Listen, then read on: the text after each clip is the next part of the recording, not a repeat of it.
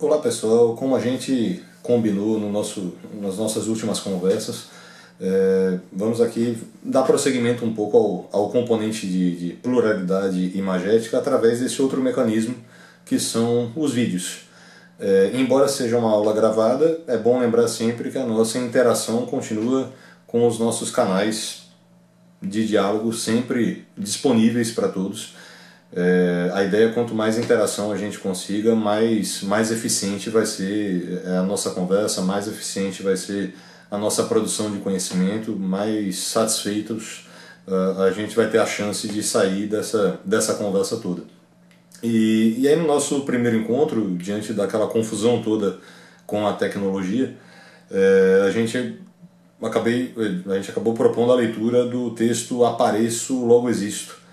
Aí, a partir da leitura que a gente fez, e eu já recebi diversos e-mails de vocês, alguns já respondi, outros ainda não, mas todos serão respondidos no tempo adequado. Eu queria fazer hoje algumas ponderações, alguns desdobramentos de pensamento a partir do que a gente leu e a partir do que a gente tem, que a gente pode refletir a partir disso daí. Eu comecei separando um trechinho logo do início do texto, onde ele diz o seguinte, que a pressa vertiginosa da neurótica e crônica falta de tempo do cidadão da sociedade hipermoderna exclui dele o apreço pela reflexão e pelo exercício da consciência. A gente percebe que cada vez mais a gente experimenta na sociedade uma considerável aceleração, um considerável esgotamento, um acúmulo de informação muito grande. A gente tem cada vez mais a percepção de uma vida acelerada. A gente vive o tempo todo acreditando que a gente tem cada vez mais atividades e cada vez menos tempo para realizá-la. Todo mundo aí está cansado de experimentar os componentes da UFSB em quadrimestres cada vez mais acelerados, precisando, exigindo, cobrando cada vez mais atividades. Além disso, todo mundo com as suas outras atribuições, além da vida de estudante, que demandam um tempo considerável da atenção de todo mundo.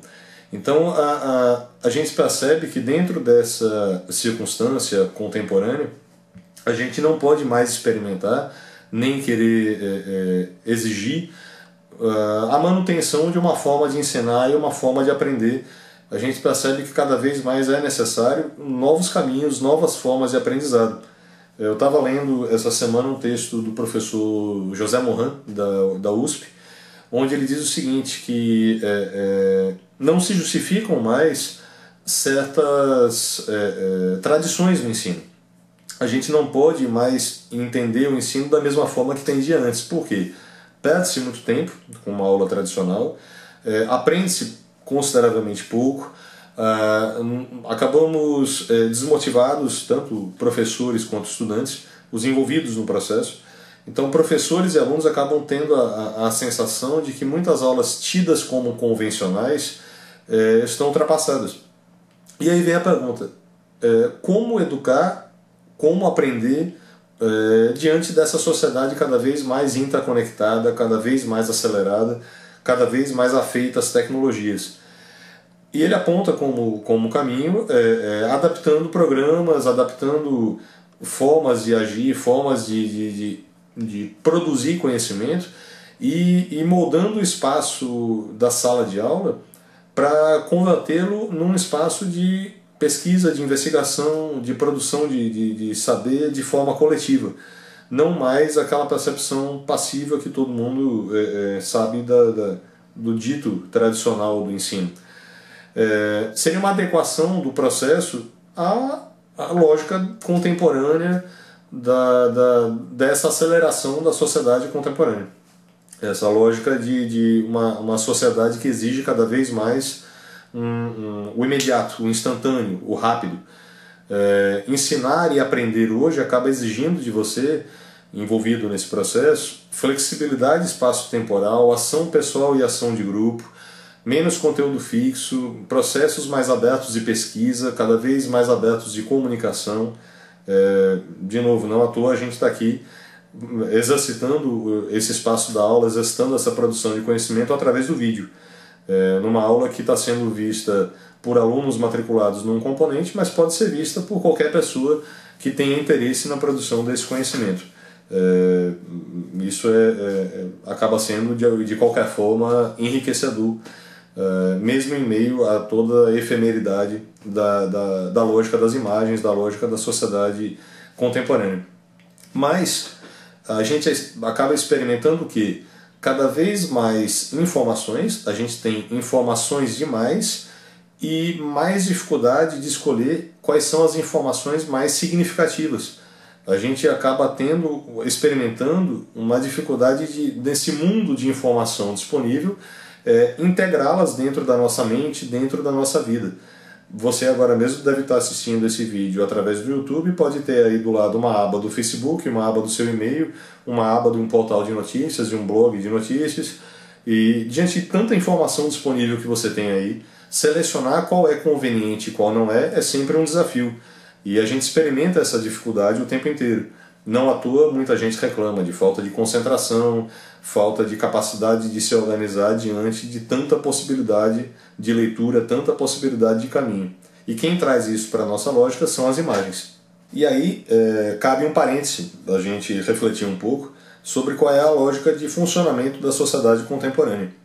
O indivíduo contemporâneo, eu, você, todo mundo, acaba vivendo numa sociedade que acaba regendo a lógica de gestão dessa sociedade, a lógica das relações. A realidade da gente é cada vez mais pautada pela relação de consumo.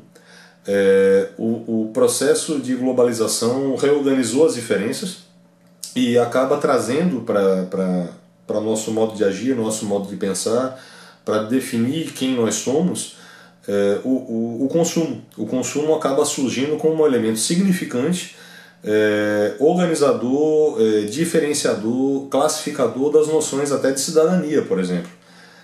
O Canclini, ele diz no livro dele Consumidores e Cidadãos que a que lugar eu pertenço, que direitos isso me dá, quais são os meus deveres, quais são os meus direitos, como eu posso me informar, quem representa os meus interesses. A resposta que eu obtenho dessas questões, ao invés de vir através das regras abstratas da democracia, da participação política, essas respostas acabam vindo pelo consumo de bens e pelo consumo da informação através dos meios de comunicação. Então, quem determina quem eu sou na sociedade acaba sendo muito mais a rádio, a televisão, o blog de notícias, o jornal, do que a minha noção de espaço da cidadania, de espaço, no meu espaço na democracia. Acaba sendo que você é o que você é pelo que as imagens lhe comunicam, lhe apresentam e lhe sugerem. Então as noções de inclusão, de pertencimento, de informação acabam diretamente vinculadas aos meios de comunicação de massa.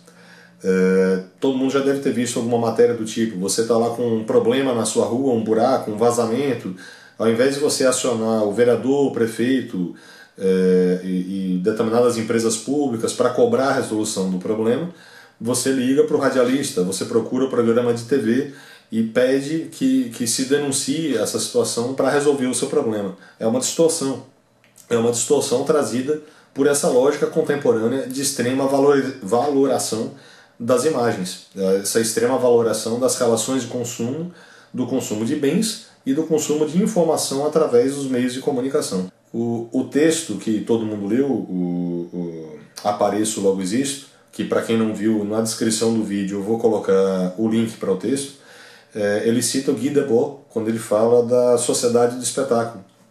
E ele aponta como o Guy Debord, ele diz que na sociedade contemporânea, que ele chama de sociedade do espetáculo, as nossas relações interpessoais nesse mundo acabam adquirindo tonalidades baseadas nesse consumo simbólico de imagens, reforçando essas ponderações do Canclini que eu destaquei há poucos instantes. Então a ideia da gente compreender o quanto que é complicado isso é que a relação com a mídia eletrônica, ela é prazerosa, ninguém te obriga, ela é feita através de sedução, apelando para emoções, ela apela para questões sensoriais ela apela para toda uma construção de uma narrativa que nunca é à toa. Eu costumo sempre brincar dizendo que nem o Boa Noite do William Bonner é fora de propósito. Ele é sempre colocado planejando um objetivo, planejando um processo de sedução, até, para tentar manter você dentro de uma lógica de pensamento, dentro de uma reflexão que interessa a quem está produzindo essa informação, a quem está produzindo esse conhecimento, esse saber. A produção vem do saber contemporâneo, vem através das imagens. O texto fala também no Eugênio Bussi e na Maria Rita Kell, quando eles falam de o que nos diferencia atualmente de outras fases da modernidade, é a espetacularização da imagem e a nossa colocação enquanto espectadores, transformados em plateia, transformando uma massa de cidadãos indiferenciados. Polemizou há algum tempo a fala do William Bonner, citando novamente, onde ele disse que o espectador do Jornal Nacional o espectador médio é o Homer Simpson, que quer sentar na frente da TV e com pouca reflexão receber já mastigado aquilo que tem de informação para ele. Foi muito criticado, gerou muita polêmica, mas acaba que ele foi um tanto quanto verdadeiro quanto à lógica de funcionamento da construção desse discurso imagético que os meios de comunicação acabam trazendo para todos nós. Não foge muito da realidade que todo mundo já teve a chance de experimentar acompanhando esses meios com a visão um pouco, tentando ter uma visão um pouco mais crítica, coisa difícil de fazer. E a sociedade contemporânea, passando por uma crescente mediatização, ela acaba fazendo com que os indivíduos em todas as suas atividades acabem dependendo cada vez mais das imagens, desejando cada vez mais imagens e tendo desejos criados cada vez mais através das imagens. A Susan Sontag, uma pesquisadora norte-americana que fala sobre imagem, ela diz que uma sociedade se torna de fato moderna, desenvolvida, num sentido reflexivo da coisa, quando uma das suas atividades principais consiste em produzir e consumir imagens, porque essas imagens acabam determinando necessidades, elas são colocadas como substitutas da experiência em primeira mão. Quando a Sontag fala isso, eu me lembro de uma experiência de acompanhar uma apresentação do Teatro Popular de Ilhéus, num teatro de rua, e eu percebi que a apresentação teatral desenrolou com quase 1 hora de duração, e uma garota acompanhou toda a apresentação que estava acontecendo ali em primeira mão através da tela do celular. Ela filmou a apresentação toda, ela consumiu aquela imagem, aquela experiência através da tela, através da imagem. Ela abdicou dessa experiência em primeira mão para registrar, consumir e armazenar aquela imagem. Para quê? Provavelmente para nada. Mas a efemeridade daquele momento levou ela a tentar criar um registro, tentar consumir aquilo de uma forma diferente, consumir através de imagens. Isso é muito impactante, muito significativo para a gente pensar o quanto a gente se relaciona com as imagens e de que forma a gente se relaciona com essas imagens. É curioso pensar, desdobrar ainda um pouco o pensamento da Susan Sontag, quando ela diz que as imagens acabam se tornando indispensáveis para a saúde da economia, para a estabilidade do corpo social e para a busca da felicidade privada.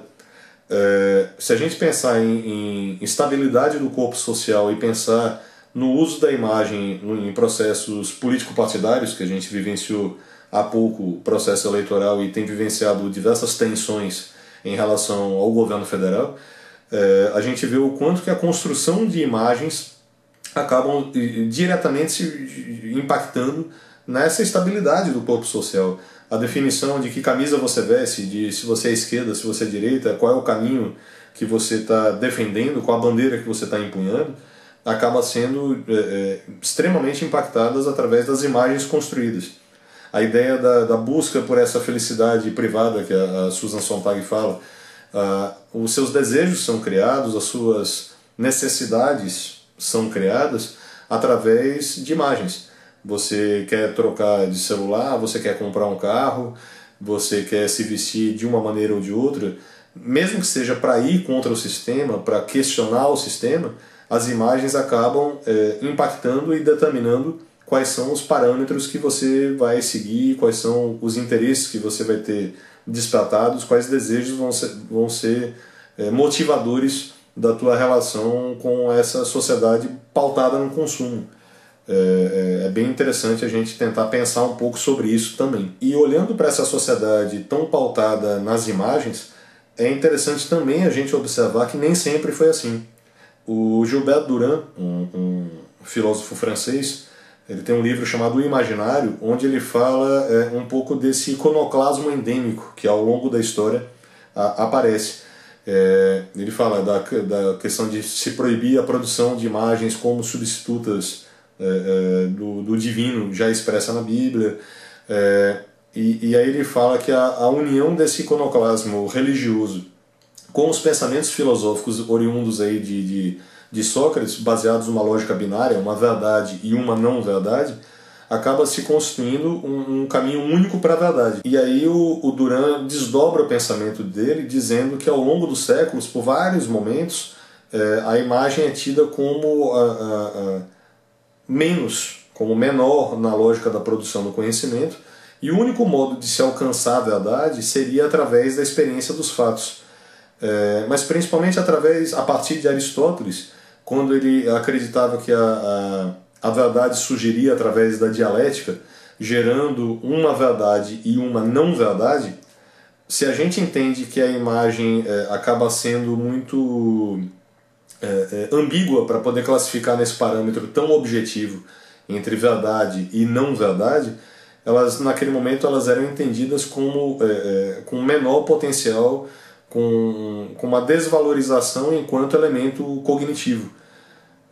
O Durand fala que a imagem acaba propondo realidades veladas, e a lógica aristotélica acaba exigindo uma maior claridade na verdade, maior objetividade, que a imagem não permitiria alcançar essa objetividade. E aí, como eu dizia, ao longo da história, por vários momentos, o iconoclasmo surge com maior ou menor intensidade. Na escolástica medieval, quando se descobrem textos de Aristóteles e são traduzidos para o árabe, entre esses filósofos estudiosos, São Tomás de Aquino acabou unindo esses pensamentos aristotélicos à lógica religiosa, ao pensamento religioso, esses preceitos da fé. Mais adiante na história, o Galileu e Descartes também defendem a ideia da razão como o único modo de alcançar a verdade, de alcançar a verdadeira experiência. Naquele momento, o Durand fala que a imagem era entendida como fruto de uma casa de loucos. Mais adiante, o iluminismo, com seu indivíduo racional, mesmo reconhecendo questões metafísicas, entendiam essas questões metafísicas mais relacionadas ao imaginário como antinomias da razão.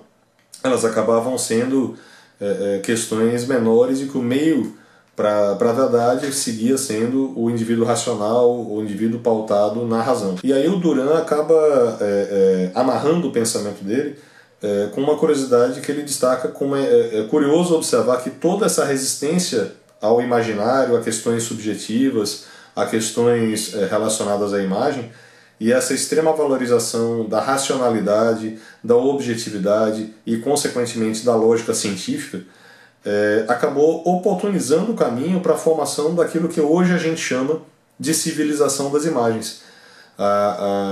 Quando o iconoclasmo técnico-científico acabou abolindo questões do imaginário e deu para o racionalismo todo o valor do conhecimento, a gente acaba criando as bases para o desenvolvimento científico. E aí, se a gente pensar que a fotografia nasce através de Niepce, de Daguerre, diretamente relacionada ao aprimoramento de processos químicos, o cinema num desenvolvimento da própria fotografia e de estudos sobre persistência retiniana, a televisão, que é o expoente máximo aí dessa civilização invasiva das imagens, acaba se desenvolvendo através de estudos de ondas eletromagnéticas. Então o Gilbert Durand fala nesse efeito perverso do iconoclasmo, que acabou gerando um espaço para a formação dessa civilização das imagens. E a crescente mediatização que a sociedade tem experimentado acaba fazendo com que percepções, valores, olhares sobre os diversos campos do conhecimento, sobre os diversos componentes da vida do indivíduo contemporâneo estejam diretamente relacionadas com as imagens, diretamente relacionadas com a produção desse saber vinda através dos meios de comunicação. O Muniz Sodré fala que por mediatização a gente deve entender na integração plena do funcionamento das instituições sociais com os meios de comunicação. Nessa sociedade mediatizada, as instituições, as práticas sociais e culturais, elas acabam se articulando progressivamente com os meios de comunicação. Aquilo que eu falava agora há pouco. A ideia de que se eu tenho um problema na minha cidade, na minha rua, no meu bairro, eu não procuro a prefeitura, eu não procuro os meios legais, eu procuro a televisão, eu procuro a rádio, eu busco em locais que não os mais adequados o exercício da minha vivência democrática, a minha vivência em sociedade. O Muniz Sodré, ele fala sobre mediatização e ele diz que a mídia acaba se tornando progressivamente o lugar de excelência na produção do sentido social. A vida em sociedade passa a ser regida por excelência através desse espaço dos meios de comunicação. E sobre isso tudo é interessante a gente pensar de que forma a força da linguagem audiovisual, dessa linguagem imagética, acaba concentrada na habilidade que ela tem em conseguir dizer muito mais do que a gente capta, em conseguir chegar até nós através de muito mais caminhos do que a gente consegue perceber. Aquilo que eu falava antes, a ideia da gente estar recebendo conhecimento, informação, dados, saberes, sem filtros de crítica. Quando eu estou relaxado, quando eu estou tranquilo, sendo um espectador de um espetáculo tão citado aí no texto que todo mundo leu, eu não estou observando aquilo criticamente. Eu tendo a colocar menos barreiras, eu tendo a colocar menos dificuldades para que aquele conhecimento penetre em camadas mais profundas do meu conhecimento, determinando meus valores, minhas percepções, minhas opiniões. Eu acabo sendo muito mais influenciado. Então as imagens acabam atingindo, os meios de comunicação, as imagens, acabam atingindo a gente com imagens centrais, simbólicas, arquetípicas, com imagens com as quais a gente se identifica. Os meios acabam atingindo, os meios de comunicação acabam atingindo a gente com imagens arquetípicas, centrais, simbólicas, imagens com as quais a gente se identifica, imagens com as quais a gente se relaciona de alguma forma. E aí sobre isso é interessante a gente observar o caso do filme Der Führer's Face, A Face do Führer, que foi produzido pelo Walt Disney em 1947, logo após o término da Segunda Guerra Mundial. E nesse filme, um curta-metragem, o Donald, o Pato Donald, é apresentado como um soldado nazista. E é muito interessante, dentro dessa lógica pós-guerra, já de uma percepção da indústria cultural enquanto ciente das habilidades, das possibilidades que ela tem para lhe provocar assumir um ponto de vista, para lhe provocar uma sugestão de como pensar, de como se posicionar diante de uma determinada realidade. Então eu gostaria que, após assistir esse vídeo que vocês estão vendo agora, todo mundo assistisse o vídeo, que o link também está na descrição aqui embaixo, assistisse esse curta-metragem do Donald, que acabou até premiado com o Oscar, e tirassem as suas conclusões, tirassem as suas percepções, e aqui nos comentários do vídeo a gente começasse um pequeno debate já para a gente pensar em quais formas de leitura a gente pode ter dessas imagens, em quais as percepções que a gente tem ao assistir esse vídeo do Donald. Conto com a participação de todo mundo, vão lá, assistam e coloquem aqui nos comentários as percepções que vocês têm de assistir esse filme. É isso. Eu acho que para hoje está de bom tamanho, eu espero que esteja funcionando e reforçando nossos canais de diálogo. Continuam todos abertos, disponíveis. Usem-os, vamos dialogar, vamos trocar ideia, vamos produzir conhecimento coletivamente, eu acho que é o melhor que a gente faz. Usar todas as tecnologias possíveis, todos os meios possíveis para a gente alcançar o melhor aproveitamento possível dessa experiência de estar dentro de uma universidade, da gente estar produzindo algo juntos. Espero que seja bacana. Valeu, até a próxima.